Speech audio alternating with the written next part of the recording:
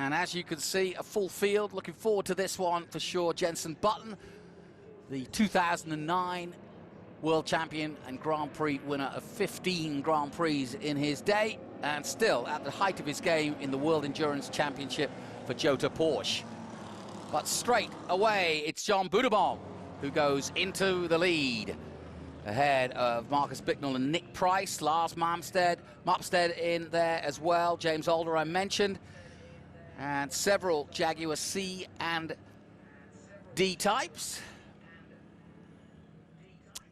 The C standing for competition, but that then led to the D-type and then the E-type, and as they say, the rest is history. I was surprised to hear and discuss yesterday how small a window that Jaguar raced in the late 50s, early 60s, and really pretty much pulled out of factory racing and developing race cars in the late 60s. They just felt that they'd done enough to market them. They definitely wanted to come into the American market. The American market was, brimming with interest on the foreign cars.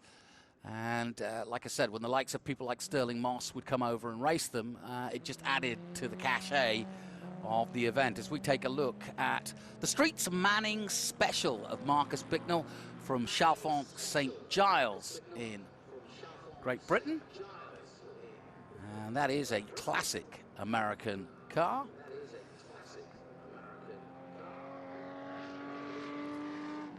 In fact, it was built in Shattuck, New York, and it was known as the Shattuck Manning Special in 1953, and it took till 1955 to get it all together in New York by Wally Chapman and John Streets Chapman. And they'd worked with Chuck Manning in California to return home with a copy of the plan for a Manning Special, intending to build one. And so that's exactly what they did. They raced it in hill climbs and in Canada. As we take a look at the 21 now, another C-type. This is a car that was raced in both Ireland and England. Nick Price, a well-known collector and vintage racer from California, at the wheel of this one.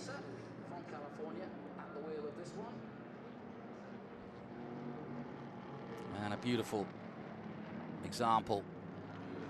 And I love about these groups is that you can go into the paddock once these guys come back in and have a really good nose around.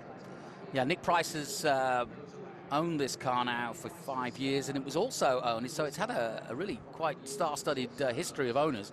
Bob Baker owned it, and Steve Earle, and of course Steve Earle, definitely one of the big founders of vintage racing here in California. And it was he that put the reunion together in the first place back in the 70s, and he's still, his presence, if you like, in what he achieved in his time is still felt today in historic racing. James Alder up to 4th place, behind Price at the moment, so a good start for him. And I know I've told the story before, but I love telling everybody that James Alder, who's in a similar car to that 21, drives his car like they did in the day. There was no trolley queens back then. You didn't put the truck out and carry the car there. You drove it, and he still does to this day. He's been racing. Here he is, James Alder. He's been racing since 1985 in historics, so he's got a fair few miles under his belt, and given the fact that he drives from Reno to each and every one of them, and that, by the way, if you don't know your geography, it does involve going over the Donner Pass, so if it's inclement weather, it's in for a real interesting ride. I asked him about his ride this time out, and we've got a strange heat wave here in October in the States, and he said it was piping hot in the cockpit. It was about 110 on the road and then about 125 inside the car itself. So here he is, James Alder. Talk about a man who loves what he does. He'll be in here regaling us with stories.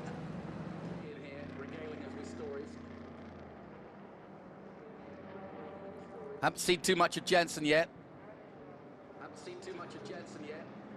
I think he might be taking his time.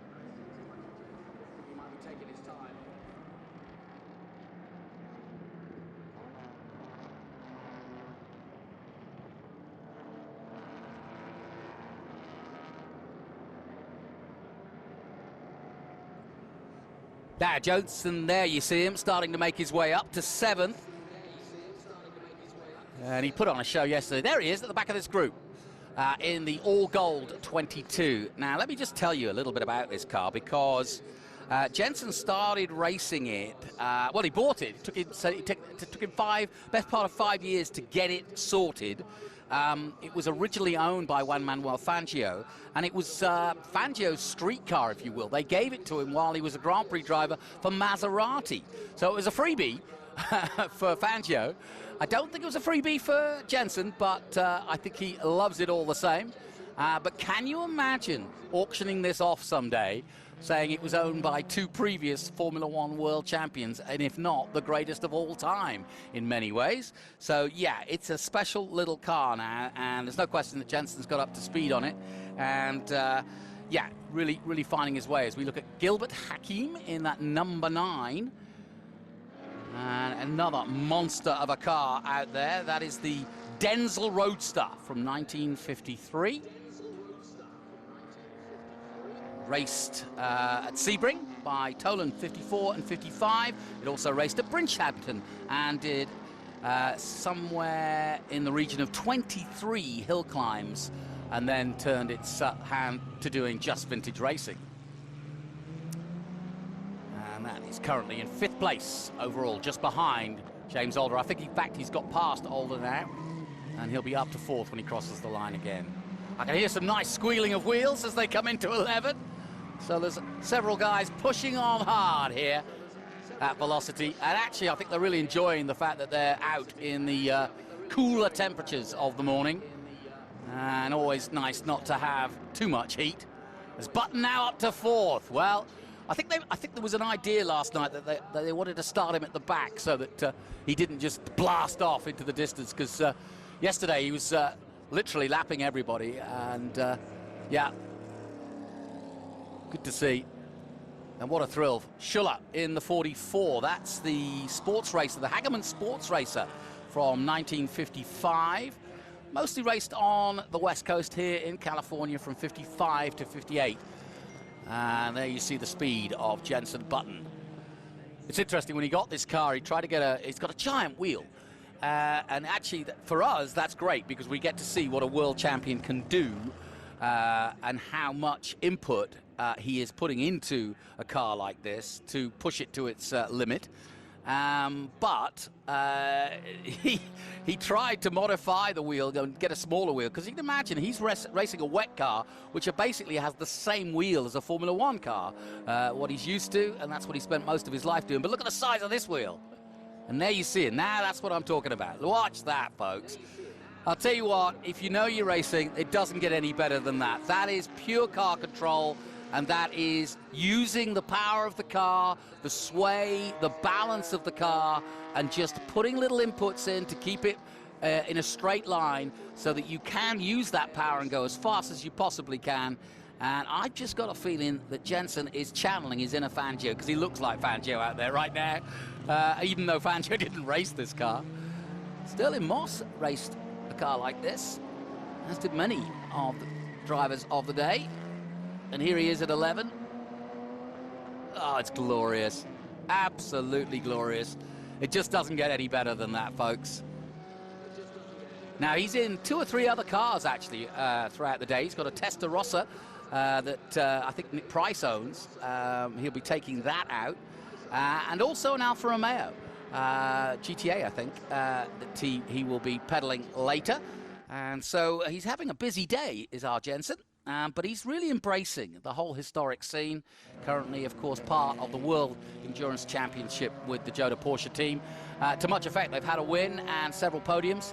And so his first run at the World Championship in Endurance going well, taking in Le Mans, Kota, Fiji, you name it. And they've still got one more round to go later in November. So big year for Jenson Button, but I think he's finding a new home, both in historics and in the World Endurance Championship, and that just gives you enough time that it isn't anywhere near the Formula One schedule. And I just wonder if Daniel Rick would start considering maybe doing this. Maybe he should go and see Steve Rimmer and get in a Dirtfish car. I can see Daniel Ricciardo doing loads of stuff if he stays over here in the States, which I've got a feeling he just may well do. Some people think he might go to NASCAR. Some people think maybe Indy. I'm not so sure, but either way. Here's your battle for the lead, and it's been that way throughout. Bicknell and Budebon.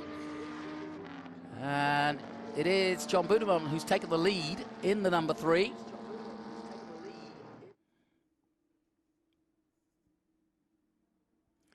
And this was built, this Parkinson Special Jaguar that he is driving is a 1950, and it was built at International Motors in Los Angeles, which is probably one of the most storied places for preparation of cars of the day at the time, and now still today. And Don Parkinson, brother-in-law of Phil Hill, of course, sketched the car out on a sheet of paper just one day as a teenager even, and came up with that, the Parkinson Special. Meanwhile, coming through shot, the number 9. That is the Denzel Roadster from 1953, raced at Sebring in 54 and 55. There you go. And behind him, the 44A, that's Schuller, in the Porsche Glocker from 52. And its story is Helm Glocker drove the number 3 and won the prestigious, he won the prestigious Nürburgring, and that would have been the full green hell. That would have been the massive, long Nürburgring at the time. So that little tiny tiny Porsche getting round the German track that is one of the most notorious for being a car killer in many ways, because it's very, very tough. I've been around it myself, and back in the day, in those small cars, back in 1952, and it won the German Sports Car Championship, and was then sold to Max Hoffman in the US Porsche he was a US Porsche distributor, and then Hoffman entered several events on the East Coast with Johnny Van Neumann, who we heard about earlier, who of course won the Best in Class in 1950 at Pebble Beach. So a name that isn't as known as some of the more familiar names, but John Von Neumann, definitely one to remember in your history books. Coming through shot now. Another car, another Hagerman, raced mostly on the West Coast between 1955 and 1958. So it looks as though Button's going to get another podium, but I don't think he's going to make it all the way from the back to the front. But that doesn't matter. And there's that 9C. That's a Curtis 500S Dodge from 53. And again, another American special, Curtis 500. Curtis Kraft from Glendale, California. And Dr. Harold Colston of Fresno, California. And it used a 240 Dodge Hemi when it was originated. And they raced it all around Long Beach, Madeira, Bakersfield, Pebble Beach. 52 and 53 it took part at Pebble Beach. And here's that young boy from Froome. He's got some potential, that's for sure. Young Jenson.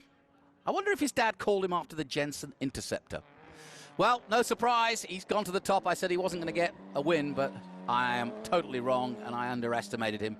It does seem a long way away. When I first met Jenson at the Macau Grand Prix back in the day when he was just a Formula 3 guy, and he just signed for Williams. I think he was 21 at the time, and everybody said, as he came to Macau, he won all 4 races, both at Macau, 2 at Macau, 2 in Korea, and won all the prize money, and was signed by Williams and already had the contract in his back pocket when he arrived in Asia. And the rest, as they say, is history. It's been a fantastic career for Jenson. He is a true gentleman, the epitome. And as I said earlier in the weekend, there is some symmetry, some poetry and history, that the fact that Phil Hill won the first ever Pebbleville Pebble Beach race and went on to become a Formula One world champion. And here we are, 2024, and a returning F1 champion returns to race a Jaguar, very similar to Phil Hill's. And so in many ways, a full story complete. We've got the likes of Roman Grosjean here. I'm very excited. The next session coming up, we've got some real big rally stars too coming in, and more importantly, rally stars cars from the past, Group B. And we'll hear all about those. Scott Speed is here, the former Toro Rosso Formula One driver, and now doing Project Midnight, a multiple rallycross winner and champion.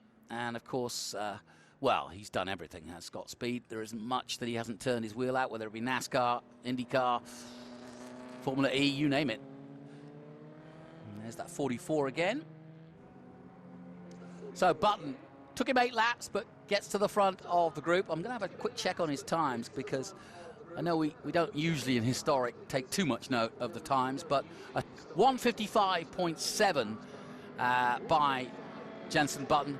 Not bad when the closest man to him is a 2:06. So, yeah, he is schooling them, but they're taking it and they're loving it, and I think they are all just as excited as he is to be part of this field. And it's not a bad line to be able to take home to say that, yeah, I got beaten today, but it was the ex-world champion from Formula One. Not bad.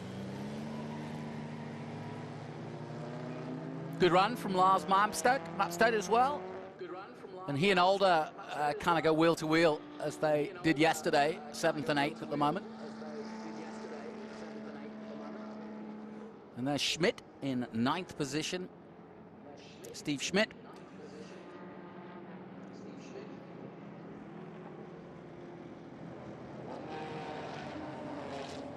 And that's 53 Denzel, as we mentioned. I know that Jens is kind of racing against himself. To give you a bit more history, he raced at Monterey, got a 4th, I think was his best there, and a 5th in Saturday's race, but he improved over that weekend by 2.5 seconds, and that's pretty much what he's trying to do here, I think. The car prepared by Huffaker, so he's got the best in the business on the job. And like I said, he'll be running 3 cars, but this one he owns. And it was also, after Fangio's use of it, he sold it to a driver. Well, he took it back to Buenos Aires, back to Argentina, his home, and sold it. And in the mid-50s, it did run in Buenos Aires and did various races there before coming back to Europe. And I'm not quite sure of the details of how Jenson got his hands on it, but I do remember an interview where he said that it took him 5 years to kind of finally get delivery of it. And of course, Jenson now living in the Agora Hills in California, so it's not a surprise to see him at an event like this.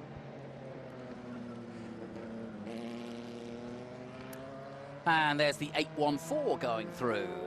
Let's see, Elva Mark 1 1955, Kevin Adair at the wheel in 9th position, as Jenson making his way on the penultimate lap towards the checkered flag. Yeah, Kevin Adair, a regular to Velocity and other events here on the West Coast, in fact, all over the country, Kevin, and racing this 55 Maserati Special with an Elva chassis. And it's one of the first 10 Elva Mark 1s that were ever built. Look at the control. It's fantastic to watch.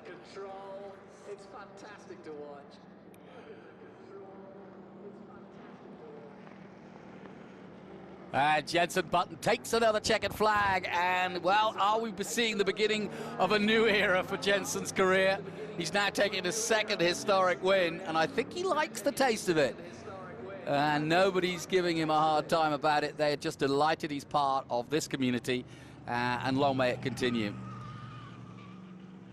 So now you know, Formula One drivers, they never retire. They just head to the hills of California and race a C-Type. That's the game.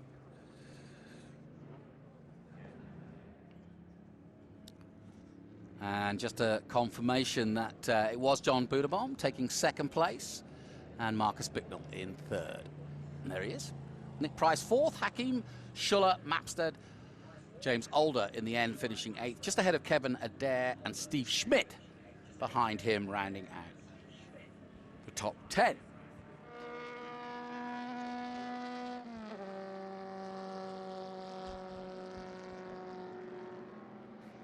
So well done to Jenson. He's certainly getting a workout.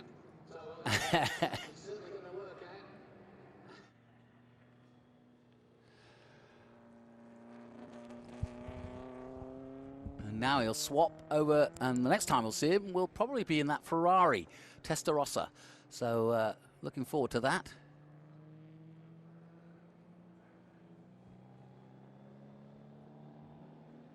And I do know, having talked to some of the other drivers, that he has been fettling this and learning about this car since he owned it, and it is pretty trick. They put some hard work into making it what he needs, and he too is learning the art, the craft, if you will, of big steering wheel driving and big lolling cars. I mean, can you imagine racing, or still racing, in very, very precise race cars, sports cars. You know, that Porsche, he only needs to twitch his fingers and that Porsche will go where it wants, whereas with the Jaguar, you're really having to put a lot of input in, and that input is delayed. It's sort of latent because it's such a large beast, 2 tons. And yeah, you're really having to wheel it and master it, and that's why Fangio got the reputation he did as a racing driver too. So I'm sure he enjoyed driving it as his daily car. Jenson Button then in the Jaguar C-Type wins ahead of John Budavam, then Marcus Bicknell in 3rd in the Streets Manning Special, Nick Price, Gilbert Hakim in the Curtis 500 Dodge, Schuller, Mapstead, Alder, the Elva of Kevin Adair in 9th, and Steve Schmidt in 10th.